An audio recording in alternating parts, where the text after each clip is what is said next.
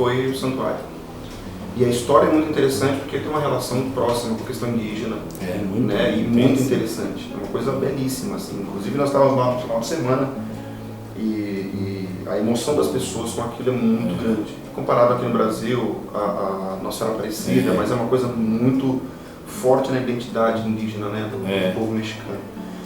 E a gente ficou mais curioso por conta da imagem do Guadalupe, isso foi um presente, né? Isso foi não sei se vocês sabem, mas é uma imagem da origem dela, né? Essa aqui? E essa aqui tá sei, conheço. Eu que trouxe pra cá, né? Por que tem alguma questão indígena, uma ligação indígena com Guarulhos? Bom, Guarulhos nasceu de um povoado indígena, né? Sim. Aqui moravam antes dos índios Guarulhos, eu esqueci o nome deles agora, tem uma nação aí, enfim. Mas, inclusive, num dos azulejos da catedral, eu pedi que pintasse uma família indígena, vocês vão ver depois lá, junto à cena de Pentecostes, quando a igreja se abre para o mundo, né? Certo. E para indicar justamente a universalidade da igreja, que deve chegar a todos os povos. Certo. Mas aquela imagem, ela foi entronizada aqui quando a cidade de Guarulhos fez 450 anos, portanto há 5 anos atrás, né? E nós resolvemos colocar porque nos situa nesse contexto maior da América Latina. É a Virgem Imaculada, né, recoberta com o sol, esta fundamentalmente é a imagem. Então foi feita uma missa no dia 8 de dezembro, e no final da missa, Dom Luís, segundo bispo diocesano, já falecido, fez a entronização da imagem e a bênção da mesma, dedicando, portanto, esses 450 anos da cidade ao patrocínio da Mãe de Deus, né? Muito bom. E a escolha, então, devido a essa questão dela estar envolvida com uma história indígena, com uma história da América Latina, tem também uma relação com a Imaculada da Conceição, que também foi escolhida também? Sim, porque aqui era o aldeamento de Nossa Senhora da Conceição dos Guarulhos. Era assim que era conhecida nas suas origens. E justamente a cidade nasce aos pés da Capela da Imaculada, Nossa Senhora da Conceição.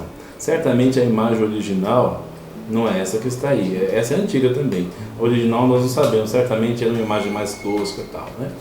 Mas nós quisemos justamente no aniversário da cidade, os 450 anos, colocar esse marco, recordando o passado e mostrando que a história da igreja acompanhou a história da cidade e vice-versa, né?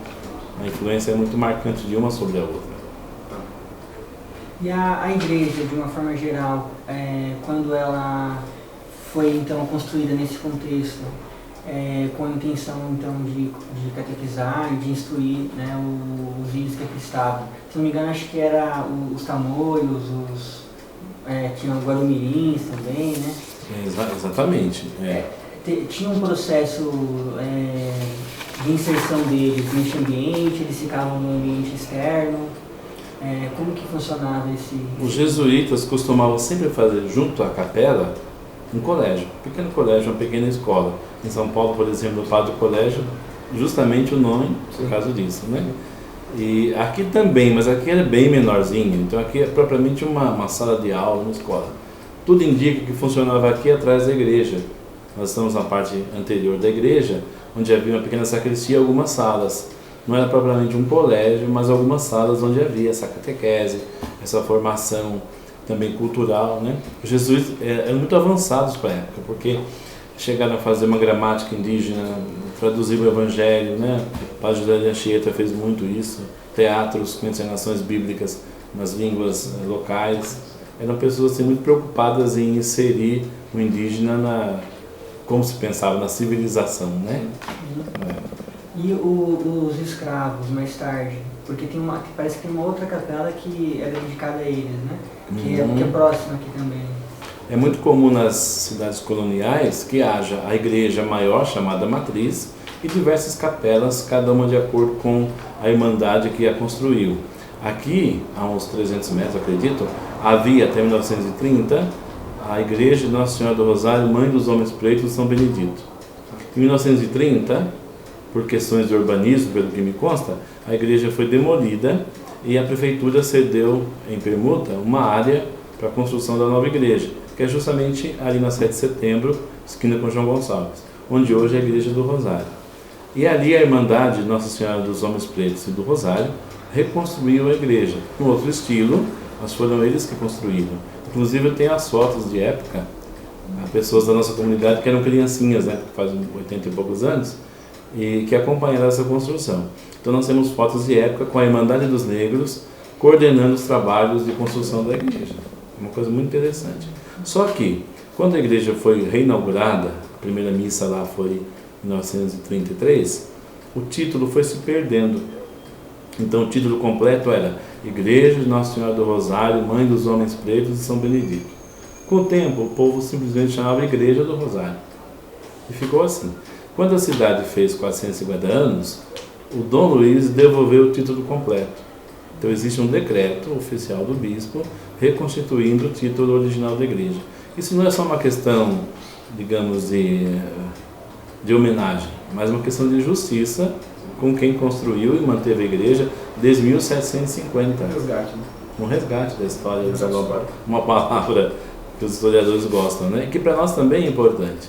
A presença afro-brasileira na igreja de Guarulhos é muito forte, especialmente nas periferias, né?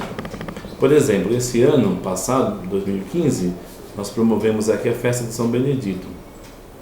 Meio-dia, uma procissão. Mas acho que tinha umas 600 pessoas, ou mais até. Meio-dia, quer dizer, um dia de semana, né? Então as pessoas guardaram no coração esta pertença. E a igreja exerceu um papel muito importante nisso. Cada irmandade queria construir a sua igreja em torno, digamos assim, de unidade da igreja matriz. A igreja matriz significa a mãe.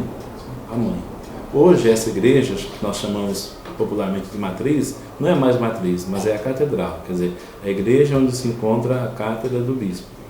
Mas na antiguidade, quando não havia outras igrejas em Guarulhos, outras paróquias, era a igreja matriz, quer dizer, todas dependiam dela.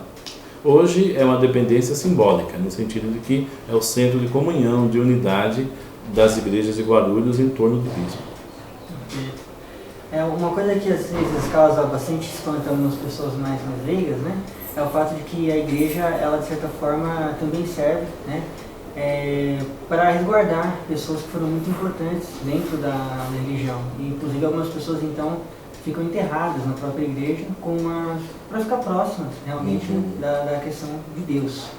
Aqui na igreja matriz existe pessoas ou alguma personalidade que está enterrada, e você poderia comentar um pouco sobre quem são, qual foi a contribuição dessas pessoas?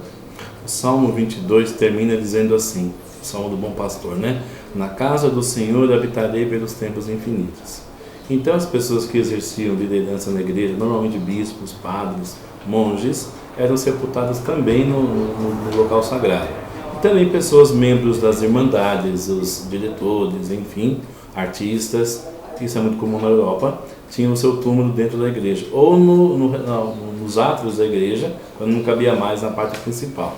Aqui em nossa igreja catedral, popularmente igreja matriz, sei que houve sepultamentos, mas hoje não há registro disso. Nós não temos nenhum local que marque esse sepultamento. Certamente precisaria fazer escavação e tudo isso, que é uma coisa impraticável.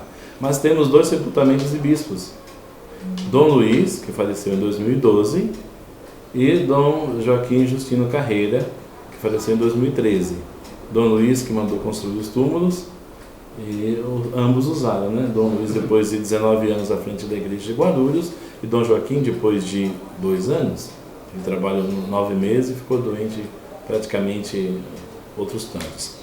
Então, a maneira que hoje nós temos então esses 2 bispos sepultados aqui à direita de quem entra na nossa catedral. De uma forma geral, o senhor poderia contribuir como que o senhor acredita que a igreja contribuiu para a evolução histórica da cidade de Guarulhos, tanto na questão religiosa da fé, como de certa forma instruindo, né, e conduzindo assim o Guarulhos de uma certa forma, né, como o que ela representa na opinião do senhor? Nós costumamos definir a igreja como o povo de Deus. Então, esse conceito de pertença a um povo é uma coisa muito forte que certamente ajudou na construção da identidade do nosso país e de outros países também, de nossa cidade igualmente. Então, penso que essa é a primeira contribuição, a congregação do povo. Quer dizer, alguém que participa da igreja se sente importante. Uma pessoa simples, um agricultor, um vendedor, não, eu sou batizado, eu sou membro da igreja, então se sente digno de fato, Então, essa é a primeira grande contribuição. E depois, as demais contribuições que eu diria secundárias, a questão da cultura, da formação da personalidade, da formação intelectual e mesmo da formação de trabalho, né? Nós temos muitas igrejas em Guarulhos que até hoje têm formação profissional ou encaminham os jovens para isto, dos trabalhos sociais que a igreja desenvolveu sempre, desde a coisa mais básica, que é dar comida a quem tem fome, até algo mais complexo como uma creche, uma escola, enfim, né? Então a presença da igreja ajudou muito a formar povo enquanto povo. A igreja, de certa forma, ela guarda muitos documentos, muitas peças, né? Algumas coisas que carregam um pouco da história. Aqui na Igreja Matriz, existe alguma peça do século XV, existe o XVI, existe algum documento histórico armazenado aqui, alguma imagem mais antiga que você poderia comentar um pouco da história? Em nível de construção, eu diria que o interno das paredes da igreja são de taipa de pilão. Hoje eles foram, desde a década de 60, envelopados por concreto, tijolo e tal, né? Depois vocês poderiam até registrar isso, porque eu abri uns olhos assim nas paredes, dá pra gente ver isso em alguns lugares. Então eu penso que essa seja a parte mais antiga, taipa de pilão. Depois, o próprio retábulo do altar, aquelas esculturas com as volutas do altar, deve ser a parte mais antiga da igreja, junto com as 3 imagens que estão lá inseridas. Nossa Senhora da Conceição, São José de Botas e o Menino Jesus, o Infante Jesus, né? Acima de tudo, há um brasão dedicado à Sagrada Família, por isso que você vai ver nele 3 corações, né? Jesus, Maria e José, e na frente o brasão do Império, que em grande, cima é grande, que em cima a entrada do altar. Então penso que essas são as imagens mais antigas, junto com aquelas 2 que se veem à direita de quem entra próximo aos túmulos. Quais sejam? A imagem do Senhor Morto, que sai da procissão do Senhor Morto na Sexta-feira Santa, já há quase 300 anos, e a imagem de Nossa Senhora das Dores, que é a imagem de roca, a imagem de vestir, que fica junto com a imagem do Senhor Morto e acompanha. Então isso, acho que são as imagens mais antigas que remontam ao século XVIII. Antes disso, eu não tenho registro a não ser as paredes.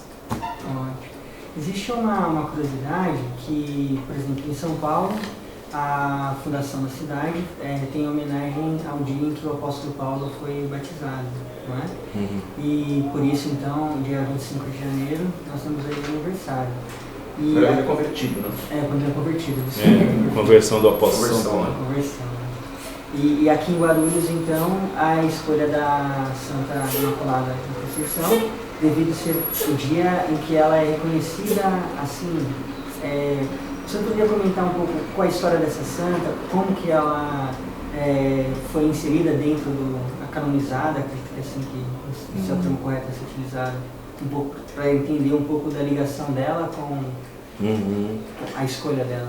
Bom, Imaculada Conceição é Maria, mãe de Jesus. Os nomes são diversos, Nossa Senhora de Lourdes, Nossa Senhora de Fátima, Nossa Senhora Aparecida, mas são sempre referência, embora as imagens diversas, à mesma pessoa, quer dizer, Maria, mãe de Jesus. Assim como Cristo é reconhecido e aceito nas diversas culturas e representado também diversamente nas culturas, a sua mãe igualmente. Então ela, no Japão, traços orientais, na África, traços africanos, tal, e assim por diante, entre nós, né?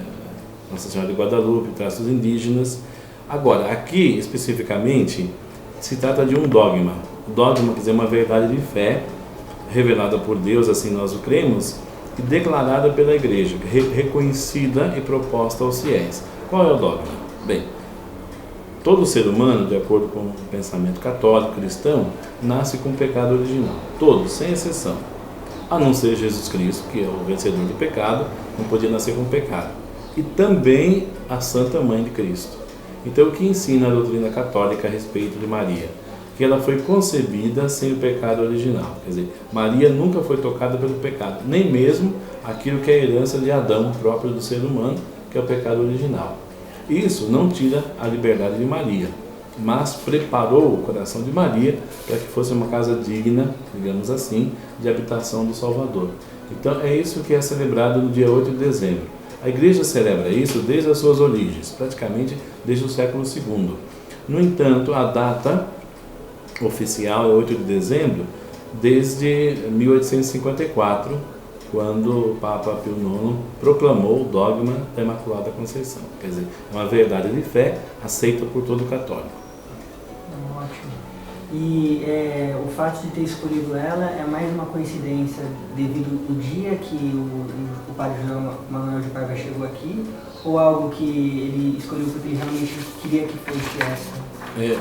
Vou me valer aqui de uma anotação. Vamos ver se aqui nós... O padre jesuíta Manuel de Paiva chegou ao Brasil em 1550 numa esquadra comandada por Simão da Gama de Andrade com mais 3 padres jesuítas. Em 25 de janeiro ocorreu a fundação de São Paulo, de 1554, né? E os padres jesuítas então foram enviados de São Paulo para cá. A capela foi erguida, Nossa Senhora da Conceição, na aldeia de Nossa Senhora da Conceição dos Guarulhos, aldeamento dos índios Guarus. Quer dizer, a primeira missa então nessa capela no dia 8 de dezembro. Por isso, Imaculada Conceição.